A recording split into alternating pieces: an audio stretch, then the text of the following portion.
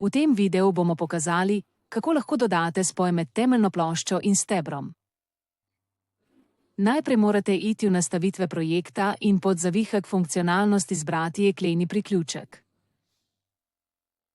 Ko smo aktivirali jekleni priključek, se vrnemo v projekt in vidimo, da so se pod zavihkom hitrost pojavili novi ukazi. Pojdimo pod vidnost, vizualizacija, generiraj strukturni model. Ko smo to storili, bomo zdaj izolirali en okvir in na njem ustvarili priključek med osnovno ploščo in stebrom. Izberemo ukaz okvir močna os, nato izberemo spoj.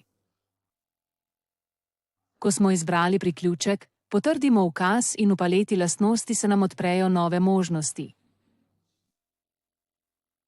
Dodamo ploščico in odprejo se nam nastavitve za ploščice. Vidimo, da je naša ploščica dimenzij 320 x 530.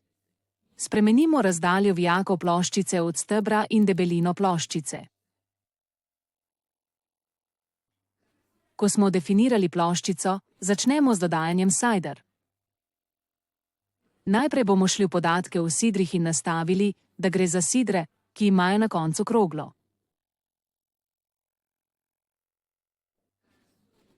Ko smo to definirali, bomo šli v nastavitve sidre in definirali vrsto sidre, razdaljo sidre od vijakov ploščice in število vrst sider oziroma količino. Ko smo definirali sidre, kliknemo na v redu in vidimo dobljene sidre.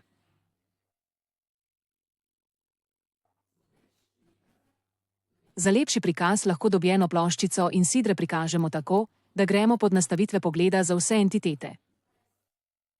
Vedno lahko izberete določen prikaz vaše ploščice in vaših sider.